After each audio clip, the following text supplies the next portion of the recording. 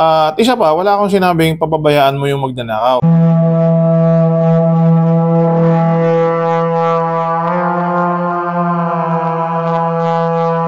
Hi guys, welcome to my vlog again. I am Coach J and welcome to Tip sa 5'9 mula sa 5'9 Coach J Talk segment. So ngayon ay sasagutin natin ulit ang ating mga inbox ng ating mga igan. Ako pala yung na-injury. Nag-badminton ako. Sakit pala yung sa braso. Kahit malaki braso mo, hindi ubra sa badminton. No? Sakit.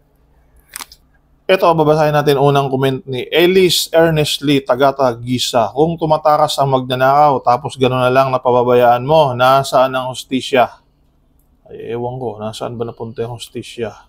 Sabi naman ni Hamlex Bayabaw, kung ganyan katwiran mo na hahayaan mo na lang makuhanan ka, matik ubos na pera sa bangko. Pag may nawala sa'yo, ipababayad sa'yo yan, at di yan sasagutin ng agency mo, natural, na nakawan ka eh. Baka nasa kontrata yun na lahat ng mawala doon ay babayaran mo. Babayaran mo talaga yun. Babayaran yun ng agency mo. Kung hindi naman bayaran, kung pababayaran naman sa'yo at hindi sa agency mo, edi mag-resign ka. Simple. At isa pa, wala akong sinabing pababayaan mo yung magnanakaw. Ito yun sa video ng nag-comment sila sa video ng use of force, use of deadly force. Ang sabi kasi sa batas, ang lawful paggamit ng baril ay in the presence of imminent danger. Sa Tagalog, pag ikaw ay nasa nasa bingit ng alanganin, nasa bingit ng kamatayan, in the presence of imminent danger, maaari kang mamatay pag nagbalik ka ng desisyon.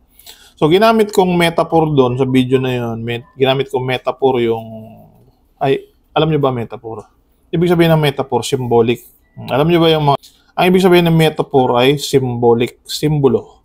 So, ginamit ko yung symbolic doon na sinusugod ka ng isang tao na may panaksak, pero iisa lang ang paa. Ibig sabihin, pilay, PWD.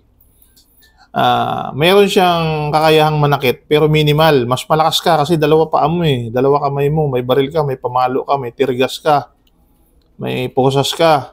Pwede mong tadyakan yun, pwede mong sampigahin yun, pwede mong batutain. Metaphor yun na mas mahina sa'yo yung sumusugod sa'yo. Although may threat, but minimal. Yun yung hindi mo po pwedeng barilin. Mako-question ka. Yan na lang ba? Yan na lang ba talaga ang abot ng utak mo? Sabihin sa'yo ng huwes. Yan na lang ba talaga nalalaman mo? Ang mamaril? Happy trigger ka pala eh. Kulong ka. Ganun di ba? Kasi hindi. Yung reasonable force, hindi mo kinonsider. Saka yung self-defense, may tatlong May tatlong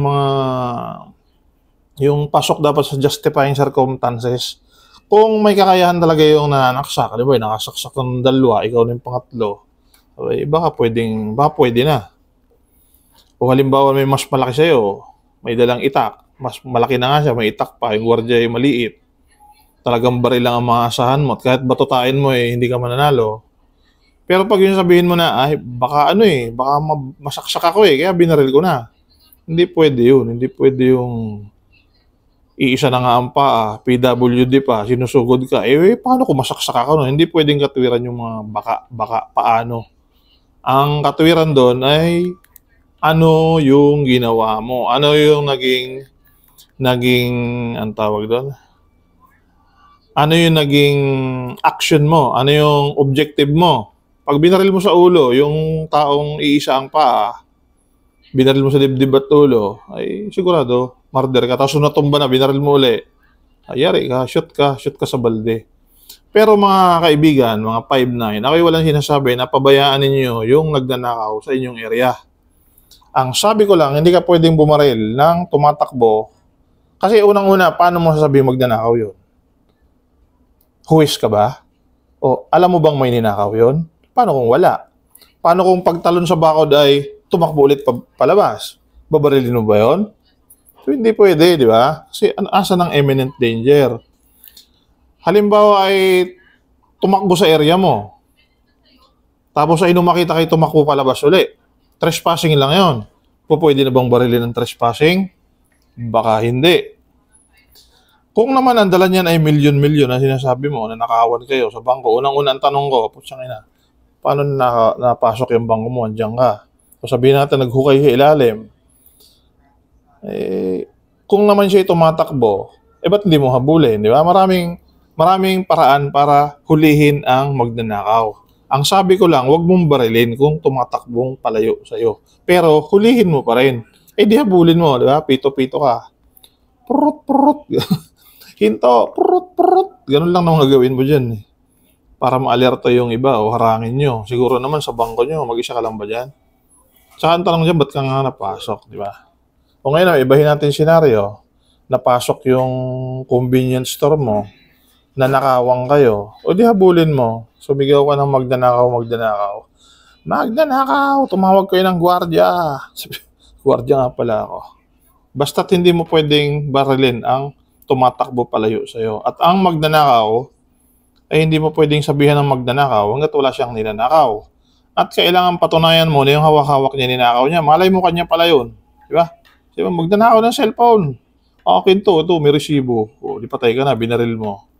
Di ba? Ganun yung mga sitwasyon. Basta ang ating pinag-uusapan ay hindi ka pwedeng mamaril without the, sabi nga may isa nag-comment dito tabasahin ka. Sabi ni Emmanuel Martinez, the word in the presence of imminent threat is enough. Tama yun, di ba? Yun lagi hanapin mo. Nanganganib ka na ba? Totoo ba? Patunayan mo ngayon nanganganib ka. Hindi pwede sinabihin mo, hindi, baka manganib ako Baka mag-alangan ako Kailangan, patunayan mo na nasa panganib ka. At yun ay medyo mahirap patunayan.